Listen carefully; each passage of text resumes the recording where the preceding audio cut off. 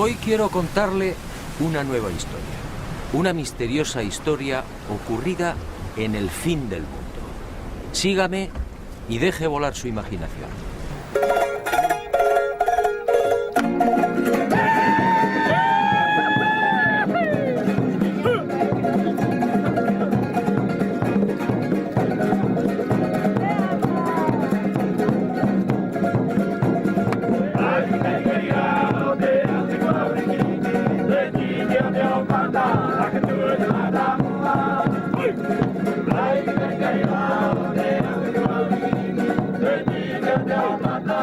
Ocurrió hace mucho tiempo y en mitad del océano. En aquel país vivía un rey sabio y prudente.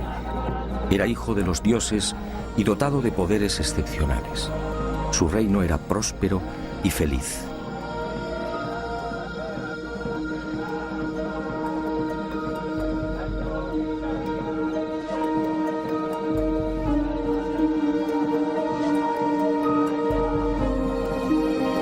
Pero de pronto aquel bello y exuberante lugar se vio amenazado. La tierra empezó a temblar y la mar, embravecida, avanzó inexorable, devorando el pacífico reino. Y las tierras comenzaron a hundirse.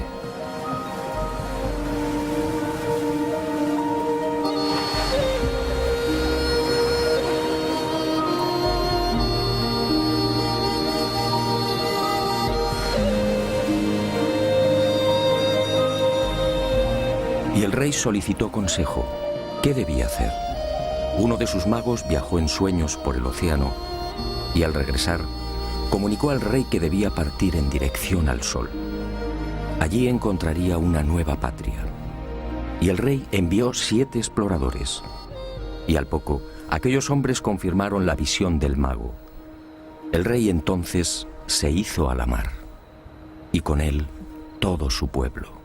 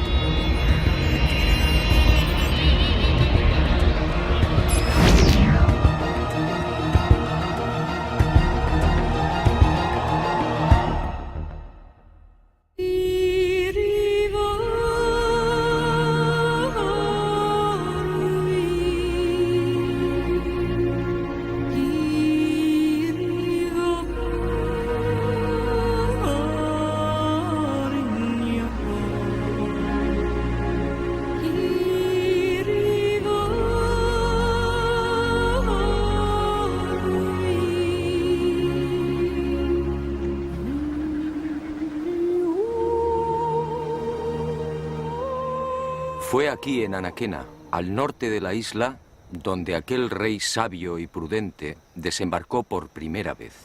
Y con él llegó también el primer Moai, el símbolo que representa a Pascua.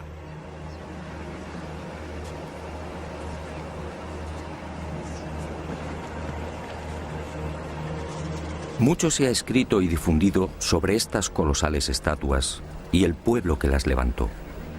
Sin embargo, esa amplísima bibliografía, más de 2000 volúmenes, no ha resuelto las grandes incógnitas que envuelven todavía a Tepito o Tejenua, el verdadero nombre de Pascua. el nombre dado a la isla por aquel rey sabio y prudente. Tepito o Tegenua, el ombligo del mundo.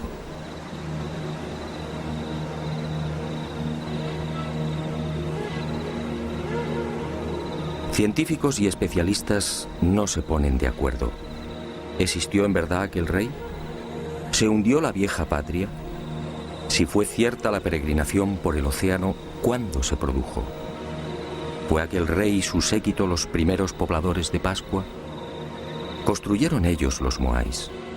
Y de ser así, ¿por qué? ¿Cómo los transportaron?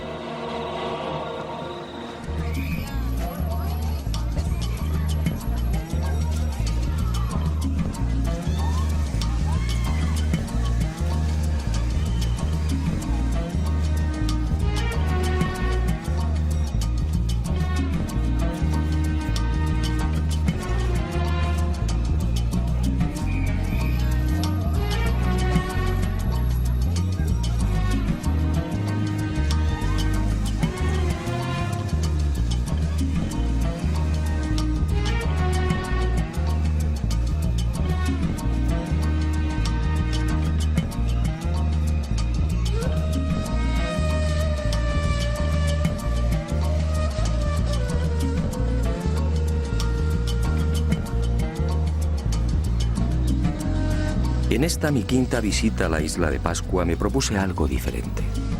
Algo que quizá podía arrojar nueva luz sobre los referidos misterios. Hasta ese momento todas mis investigaciones habían tomado como referencia los dispares criterios de la ciencia.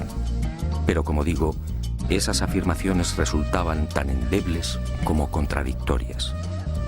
En esta oportunidad, obedeciendo a la intuición, escuché la voz del pueblo. ¿Qué cuenta la tradición? ¿Qué dicen los ancianos pascuenses? ¿Cuál es su versión?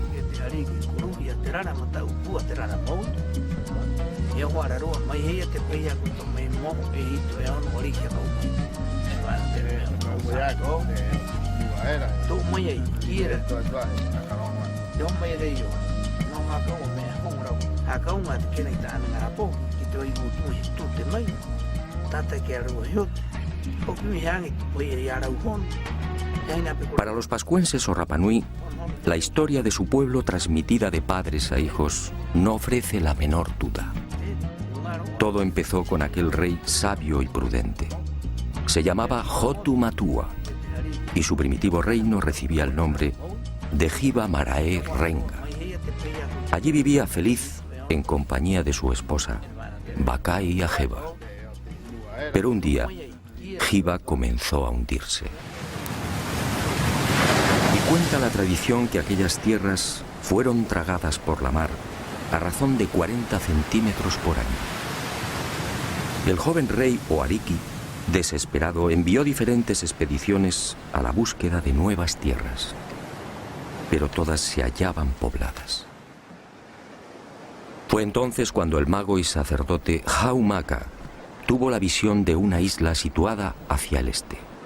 En sueños, el gran dios Makemake lo trasladó hasta 3 islotes que se alzaban muy cerca de una isla deshabitada. Haumaka recorrió el lugar y regresó a Hiva, anunciando la buena nueva a Hotu Matua. Al día siguiente, 7 exploradores partieron hacia el nacimiento del sol. Alcanzaron la isla y descubrieron las pisadas de Haumaka en las rocas de uno de los volcanes. Al regresar a Hiva, los exploradores intentaron persuadir al rey para que olvidara aquella isla. Se trataba de un lugar pedregoso, sin casi vegetación y azotado por vientos huracanados.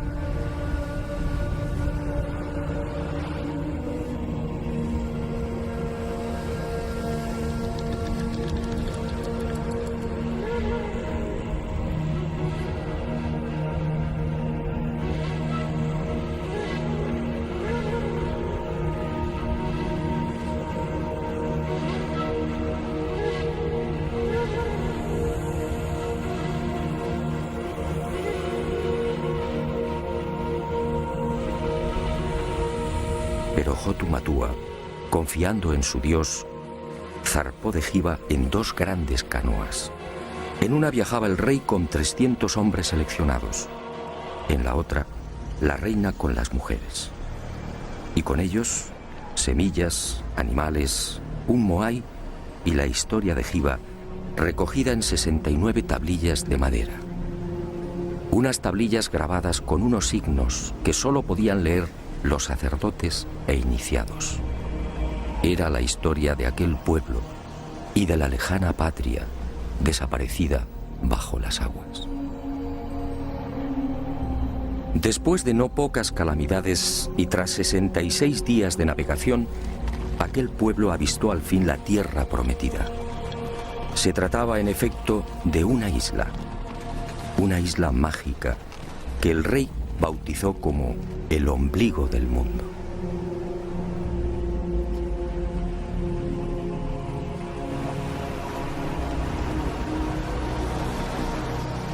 Tras rodearla, el rey y su séquito desembarcaron en una de sus playas. Y con ellos, la caña de azúcar, el plátano, el ñame, el taro, las aves y gallinas.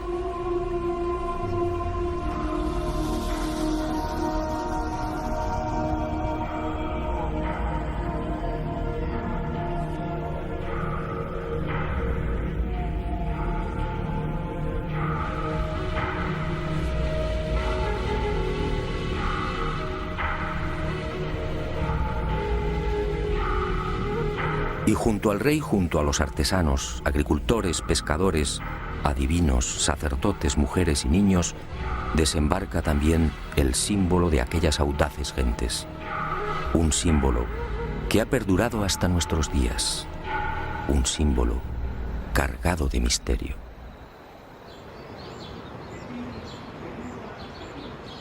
Según los ancianos pascuenses, así dio comienzo la verdadera historia de la isla. Este fue el primer poblamiento humano, una migración obligada que se remontaría quizás al siglo V. Los Rapanui establecen esta fecha basándose en la lista de reyes que sucedieron al mítico Hotu Matua y que conservan con nitidez en la memoria colectiva.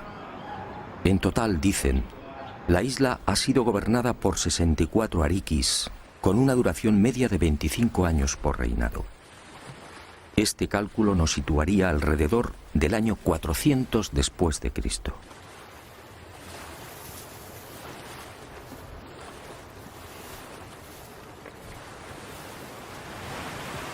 Algunos especialistas, sin embargo, fijan el desembarco de Hotu Matua y los Hanau Momoko, o gente delgada, en una época más reciente. Sea como fuere, en lo que sí coinciden científicos y Rapanui es en el hecho de que la isla se hallaba despoblada cuando Hotu Matua la pisó por primera vez. Y no es de extrañar, dadas las enormes distancias que la separan de las costas más próximas. De hecho, la única tierra que los pascuenses alcanzan a ver desde su isla es la luna. Hei tātou, aki runga era, ko te manawai, ko te pokouri, ko te pumahore, ahau maka. Kara o te wā e ki te aroe, hua rewa ko akaha, i ana nei, ko te hatinga ko he ahau. La siguiente pregunta a los custodios de la tradición Rapanui fue obligada. ¿De dónde se supone que procedía Hotu Matua? ¿Existió realmente el país llamado Hiva? Para la mayor parte de los científicos, el hundimiento de esas tierras es pura leyenda. Para los pascuenses, en cambio, Hiva Marae Renga fue real. Así lo dice su historia. Y los ancianos cuentan que Hiva formaba parte de un gran continente situado hacia el suroeste y a 2 meses largos de navegación.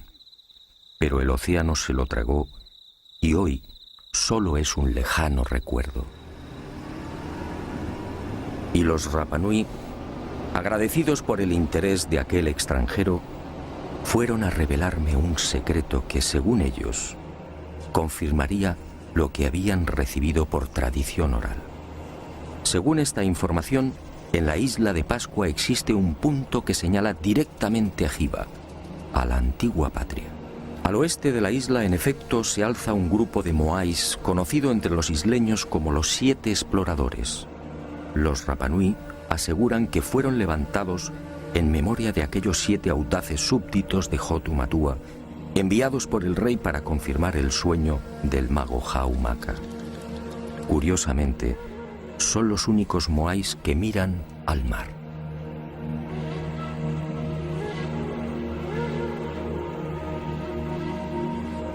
Estos 7 moais apuntan directamente al lugar donde, según la tradición, se hallaba Hiva, en las proximidades de Nueva Zelanda, exactamente en el rumbo 254. ¿Casualidad? Lo dudo. Para la ciencia, aquella primera oleada humana que llegó a Pascua tuvo que proceder de algún punto más cercano. Y algunos señalan las Islas Marquesas, al noroeste. Otros incluso aseguran que Hotu Matua y su gente pudieron navegar desde las costas del Perú o de la India. Los pascuenses lo niegan. Hiva, dicen, era parte de un continente que ocupaba una gran extensión en el Pacífico Sur. E inevitablemente surge la sombra de otra leyenda. ¿Se refieren los Rapanui a Mu, el legendario continente desaparecido?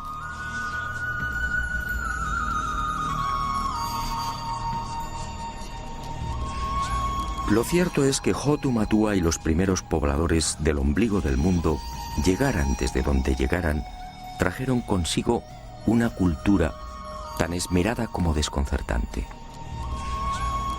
Hoy, la isla de Pascua es identificada casi exclusivamente por sus moais.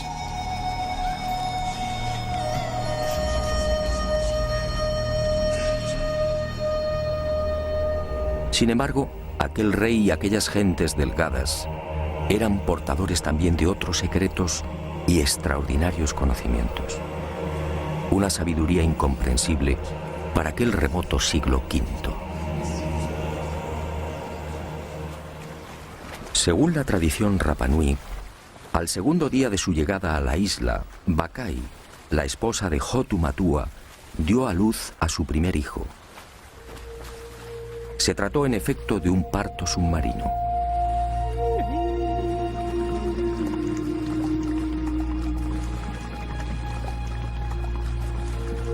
Las mujeres se sentaban sobre una piedra rectangular, de forma que el agua las cubriera hasta el pecho. Y así nacían los bebés. Y uno se pregunta, ¿dónde lo aprendieron? ¿Cómo sabían de las ventajas de esta clase de alumbramiento? Fue en la primera mitad del siglo XX, y a título experimental, cuando algunos países nórdicos se decidieron a practicar el parto submarino. Y comprobaron que en estas especiales circunstancias, tanto la madre como el niño experimentan un menor sufrimiento. Los cambios de presión en el feto son casi inapreciables.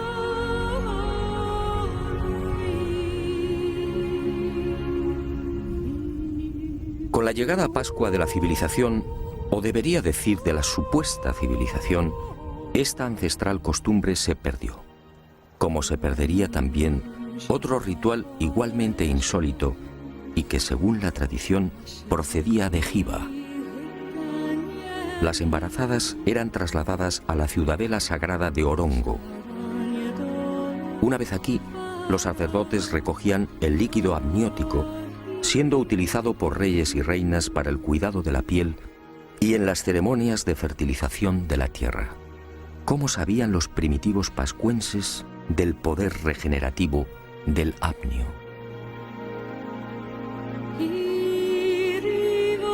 Aquella cultura efectivamente era mucho más sabia de lo que imaginamos.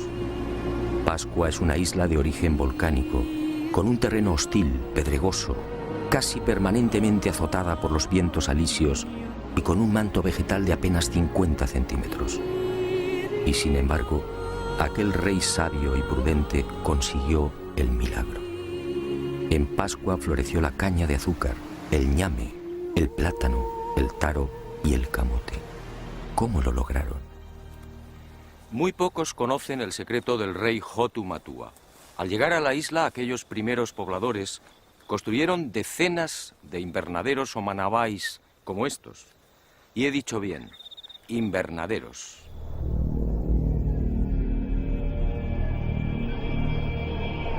He aquí otra muestra de la sabiduría de aquel pueblo.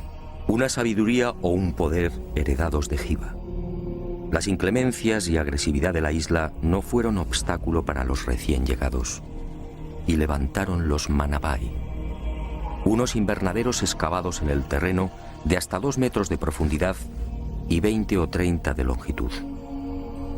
Un lugar que mantiene un especial microclima y que permite el crecimiento de toda suerte de frutos y hortalizas. Un milagro que los científicos no terminan de explicar. Y aunque la ciencia no tiene una respuesta satisfactoria, para los pascuenses, en cambio, la solución es tan simple como familiar. El milagro de los Manabai fue consecuencia del poder del mana. El mana era un poder sobrenatural emanado del dios Makemake, una extraña y singular criatura que descendió de los cielos instalándose en la mítica Jiva. Y aquel dios se cruzó con las hijas de los hombres, y de ahí nacieron los viejos héroes y los reyes. Y todos ellos disfrutaron del primitivo poder del dios, el mana. Una historia, por cierto, sobradamente conocida en otras culturas.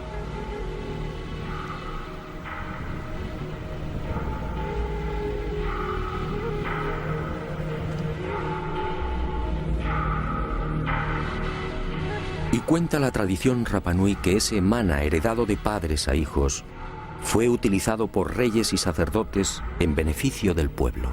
Ninguno de mis informantes supo explicar con precisión en qué consistía dicho poder sobrehumano. Todos, sin embargo, coincidieron en algo. Era como una fuerza, como una energía que modificaba personas y cosas. Cuando el rey extendía sus manos hacia la mar, peces y tortugas se multiplicaban, abasteciendo así a sus súbditos. Cuando el ariqui tocaba semillas o plantas, las cosechas prosperaban. Cuando lo hacía con los animales, la fuerza del mana los engordaba, acelerando la reproducción. El propio nombre del dios, Makemake, no es otra cosa que un apócope o supresión de letras de la primitiva designación de la deidad. Manake, Manake. Es decir, el que disfruta de un poder más que excepcional. En definitiva, según los ancianos Rapanui, fue gracias al mana como sus ancestros lograron transportar los grandes bloques de piedra que cierran los invernaderos.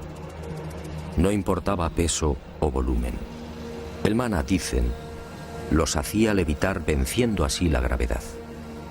Y otro tanto sucedió con las extrañas construcciones que se alzan al sur de la isla, en el paraje conocido como Binapú. Otro de los grandes enigmas de Pascua, para el que los científicos tampoco tienen explicación.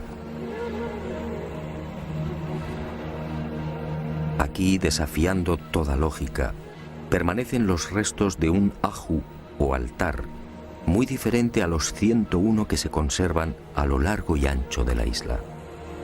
Diferente, sí, por su estructura y por el peso y pulido de los bloques que lo integran. Bloques de duro basalto de hasta 11 y 12 toneladas perfectamente escuadrados. ¿Cómo lograron semejante perfección? Ni siquiera una afilada navaja puede penetrar entre sus paredes. Pero quizá lo que más sorprende de esta construcción es la extraordinaria semejanza con otros muros situados a miles de kilómetros. Sígame y juzgue por sí mismo.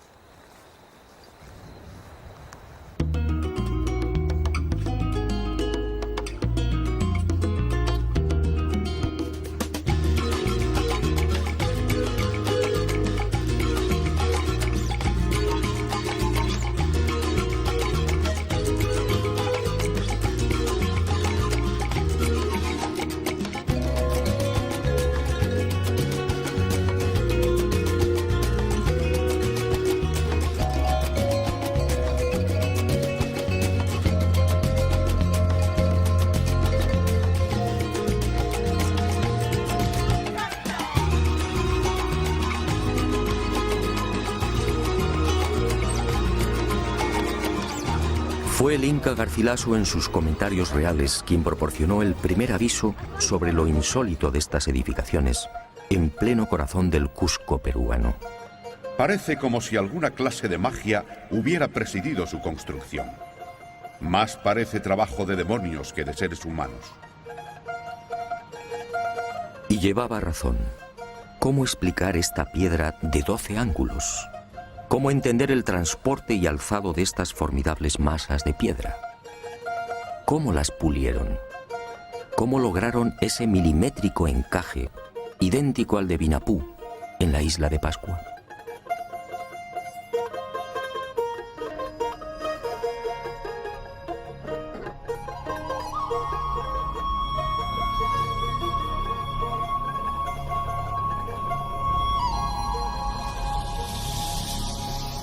¿Y qué decir de las moles que dan forma a la fortaleza inca de Sacsayhuamán?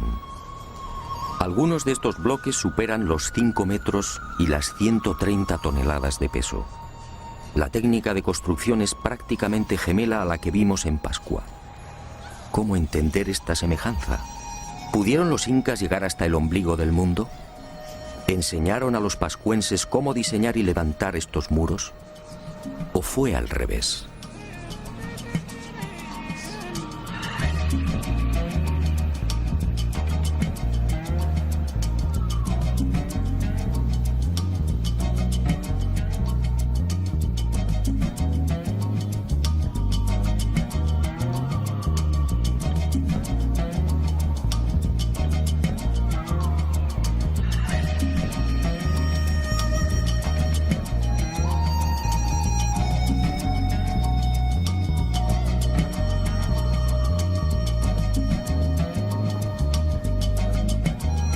Y otro tanto sucede con los almacenes y tumba del rey Ranjai, en la ciudad etíope de Aksum. Una formidable construcción con bloques de 500 toneladas, escuadrados exactamente igual que en Perú y Pascua. Un complejo funerario que se remonta al año 2500 a.C.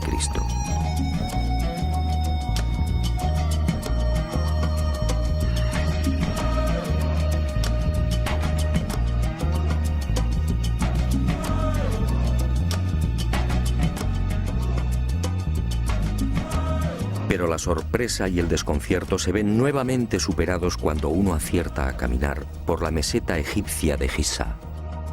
Aquí, en el templo situado al pie de la Esfinge, las increíbles construcciones de Pascua, Perú y Etiopía vuelven a repetirse. Según la arqueología oficial, este templo fue edificado por el faraón Kefren de la cuarta dinastía, es decir, hace 4500 años. Curiosamente, tanto el diseño como la disposición y el pulido de estos formidables bloques son similares a los de Vinapú, Cusco, Sacsayhuamán y Aksum. Algunas de estas masas de piedra miden y pesan exactamente lo mismo que las de la fortaleza inca o la tumba etíope. Otras, con 9 metros de longitud y 3 de altura, superan las 240 toneladas. La perfección es tal que tampoco aquí es posible introducir la hoja de un cuchillo entre las paredes. ¿Cómo lo hicieron? Nadie tiene una explicación convincente. ¿Navegaron los antiguos egipcios o los etíopes hasta América del Sur y la isla de Pascua? No parece lógico. La distancia entre estos países y el ombligo del mundo es de más de 15.000 kilómetros. Pero entonces, ¿qué ocurrió? Por más que indagué, fue imposible hallar una explicación al enigma de la semejanza entre las construcciones de estas 4 culturas.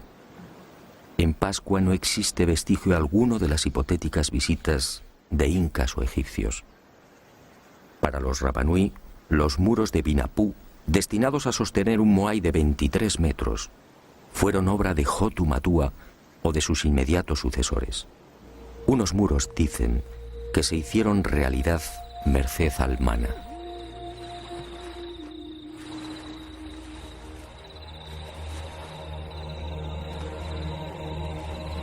Hotu Matua. He aquí otro de los intrigantes misterios de Pascua. ¿qué fue de aquel primer rey? ¿Qué fue del Ariki que fundó la cultura Rapanui y que trajo el primer Moai? Según la tradición, Hotu Matua gobernó durante 20 años. Fue la época del máximo esplendor. Un periodo en el que se inició probablemente la construcción de las gigantescas estatuas y, sobre todo, el reinado del mana por excelencia. Todo en el soberano era mana, todo era sagrado. Nadie debía tocarlo. Su cabeza, cabellos y manos eran santos. No podía cortarse el pelo y tampoco las uñas. Sus manos solo tejían redes. Al morir, el cráneo era separado del cuerpo y adornado con pinturas o grabados. Pero este poder, el mana, se hallaba asociado a otro concepto, el tapu, es decir, lo prohibido. Cualquier persona u objeto que pudiera tocar el rey quedaba maldito. Y el tapu, un concepto del que procede la palabra tabú, ha llegado hasta nuestros días en la isla del fin del mundo. El pescador, por ejemplo, no puede comer los peces que captura. Las mujeres y niños Rapanui tienen prohibido el consumo de atún durante la época estival. Los pascuenses no deben pisar el terreno donde se ha enterrado un cordón umbilical. Nadie podía ver al Ariki comiendo o durmiendo. Los infractores del tapu eran condenados a muerte bien por el aplastamiento del cráneo o bien por la introducción en el recto de una antena de langosta marina. Un suplicio extraordinariamente doloroso que conducía indefectiblemente a la muerte.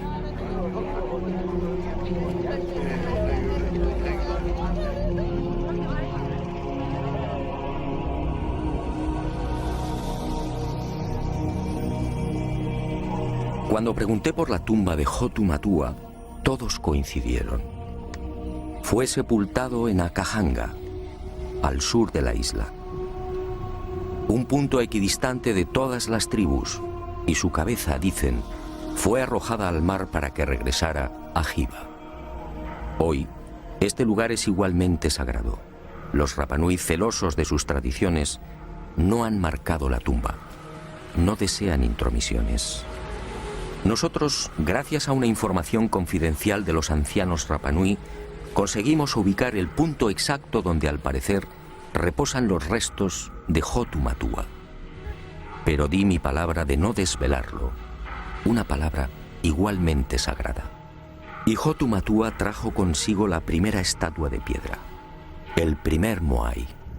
En la actualidad nadie tiene memoria de aquella primitiva pieza. Probablemente fue destruida. Según la arqueología, en Pascua han sido catalogados alrededor de 1000 moais. 400 se hallan enterrados o sumergidos en las aguas que rodean la isla. El resto se alza sobre un total de 101 ajus o altares estratégicamente repartidos por el interior y, sobre todo, por el perímetro costero.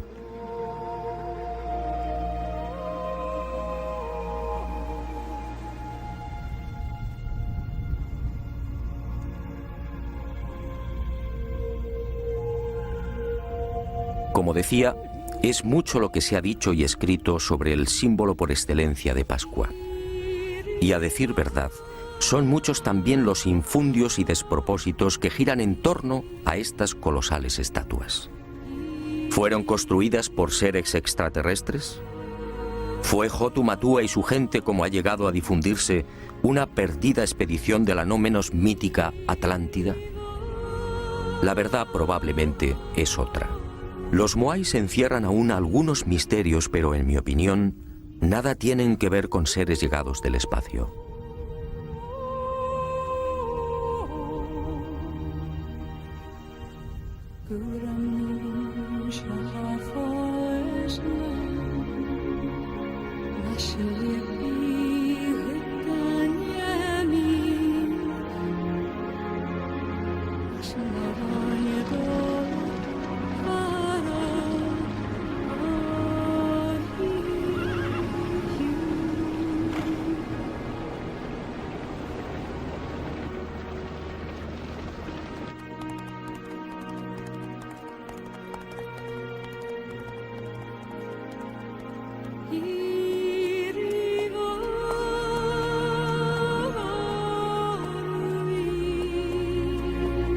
La prueba irrefutable del origen terrestre de los moais se encuentra al este de la isla, en las faldas de un viejo volcán, el Rano Raraku.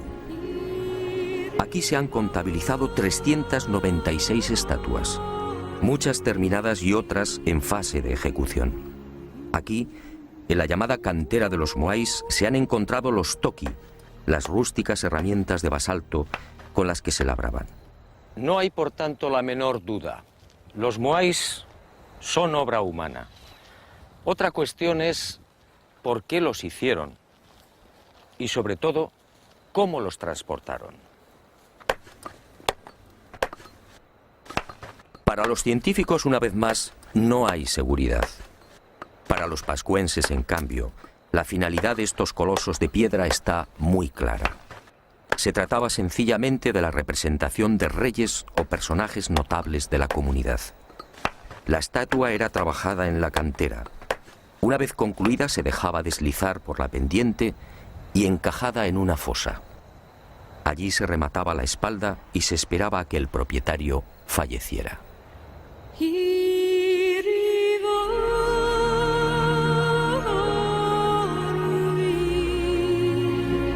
Cuando esto ocurría, el moai era trasladado al lugar elegido y alzado sobre el aju o altar.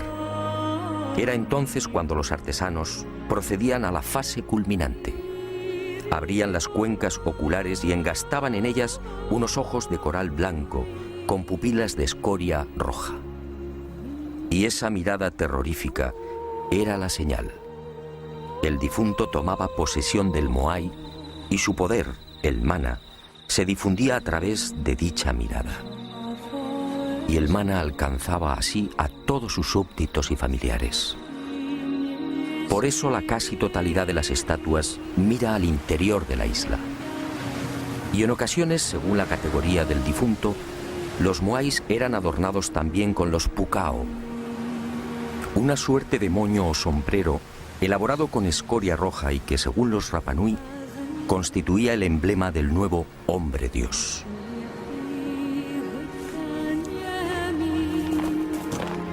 Y ahí, justamente, en el proceso de traslado del moai desde la cantera del Rano Raraku hasta su definitivo asentamiento, aparece el gran problema. El verdadero e irritante enigma que envuelve todavía a los moais. ¿Cómo los transportaron?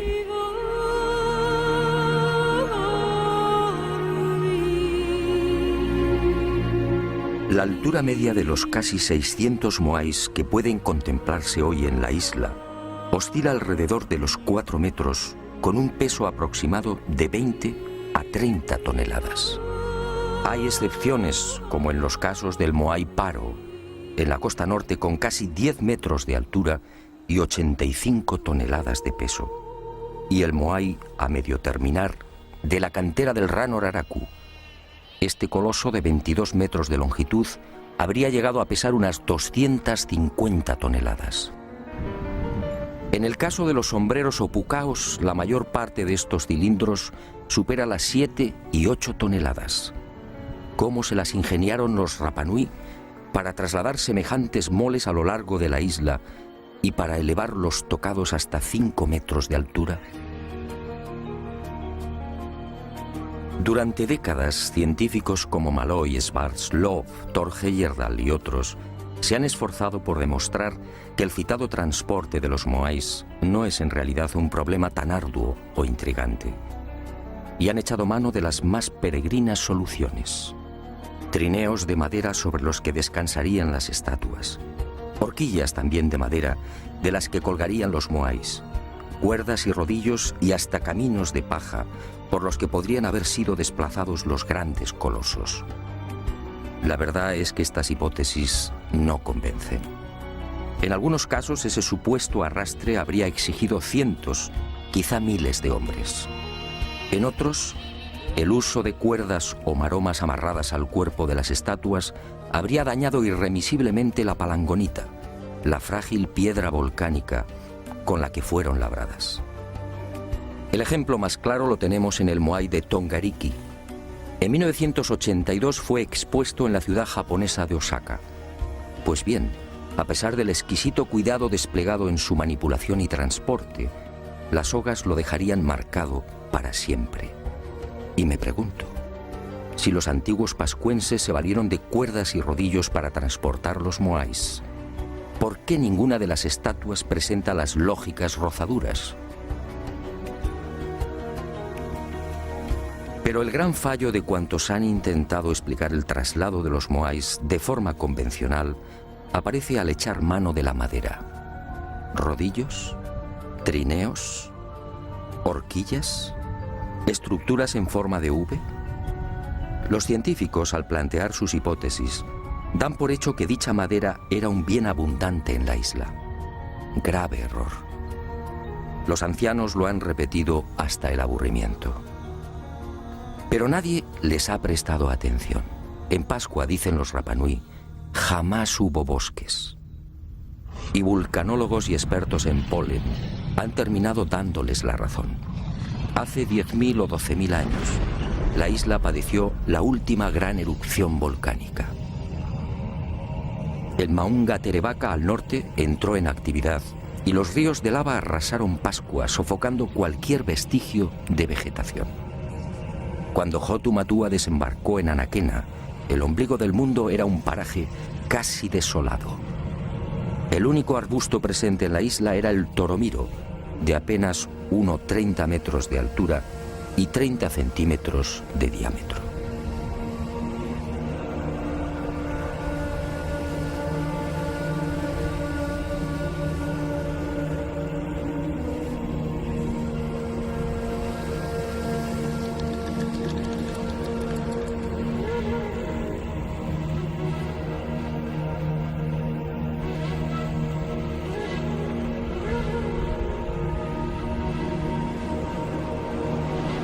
Está claro que los antiguos pascuenses no pudieron trasladar los moais con el auxilio de rodillos de madera porque sencillamente no había madera. Y el enigma aparece de nuevo. Si el toromiro no era suficiente para la elaboración de esos más que supuestos cientos o miles de rodillos, ¿cómo los transportaron? La respuesta de los Rapanui siempre es la misma: con mana. Era el poder más que excepcional del rey o de los sacerdotes el que levantaba las estatuas en la cantera, desplazándolas por el aire. Llegado el momento, cuando el propietario del moai fallecía, el cortejo se ponía en marcha. El ariki utilizaba su mana y el gigante de piedra se alzaba como una pluma, obedeciendo las órdenes del rey o del iniciado de turno. Y así viajaba hasta el lugar fijado por el difunto.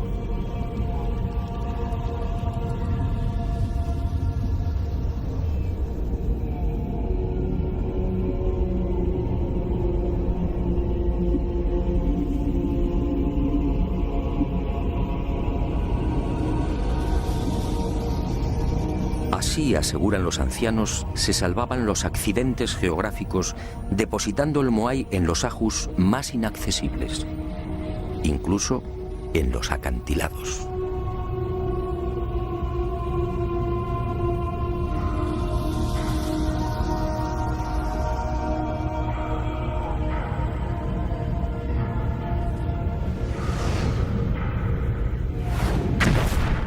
Pero esta versión, obviamente, no cuenta para los científicos.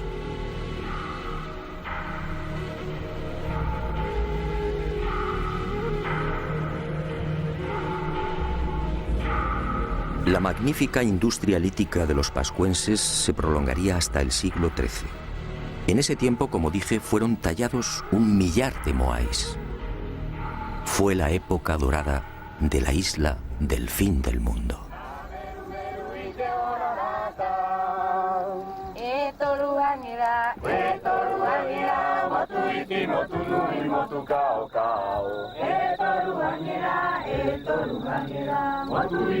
Pero un buen día, hacia el año 450, sucedió algo imprevisto. En la isla desembarcó una segunda oleada humana. Eran los Hanau Epe, unos individuos corpulentos que terminarían provocando el gran desastre. Eran muchos, cuentan los ancianos Rapanui, y se instalaron en el Poike. Y allí vivieron durante siglos. Y los Hanauepe, mal llamados orejas largas, se mezclaron con los primitivos pobladores. Pero en el año 1680 estalló el conflicto. Y unos y otros guerrearon hasta que los invasores fueron exterminados.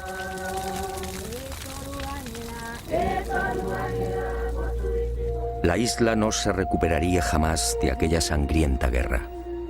Y poco tiempo después, las rivalidades entre tribus y familias desembocarían en otra catástrofe. Una parte del pueblo se rebeló contra la tiranía del rey, ensañándose con los símbolos del poder, los moais. Y muchas de las estatuas fueron derribadas.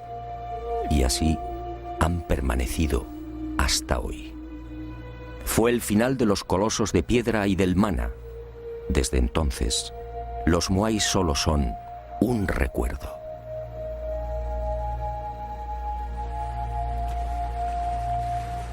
Pero las desgracias de la isla del fin del mundo no terminaron ahí. A partir de 1722 el hombre blanco entra en contacto con Rapa Nui. Y durante un siglo, casi un centenar de buques arriba a las costas de Pascua. Y con ellos, la codicia, las enfermedades, la muerte y la esclavitud. En 1862, 7 barcos peruanos atracan frente a la isla y capturan a 1 millar de pascuenses. Todos ellos son trasladados a las islas Chincha y al interior del Perú, donde trabajan como esclavos. En 1877, Pascua se encuentra al borde del colapso. La población suma 111 personas.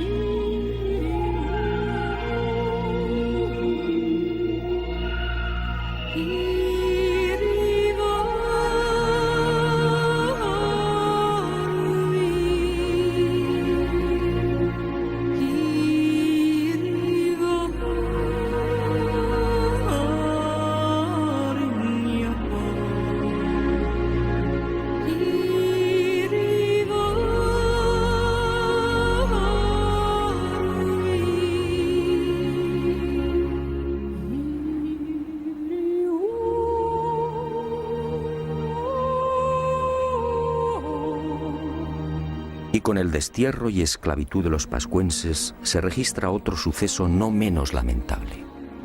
Junto al millar de isleños capturados en 1877 se encuentra el rey Caimacoy y la mayoría de los sabios y sacerdotes de la vieja cultura Rapa Nui. Todos mueren en las guaneras peruanas, perdiéndose así otro gran tesoro, el secreto de las tablillas Rongo Rongo.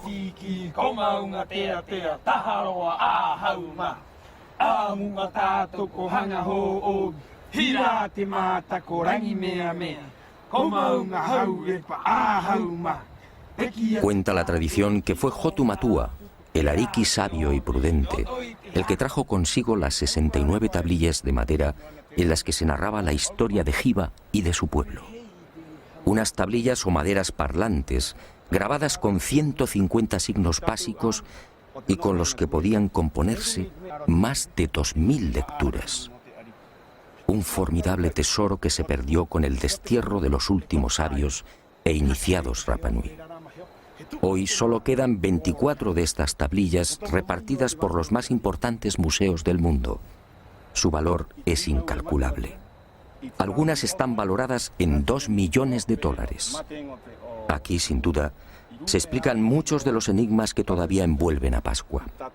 Aquí, según los ancianos Rapa Nui, en estos extraños símbolos se habla también del mana y del singular y poderoso dios Makemake, la criatura que bajó del cielo.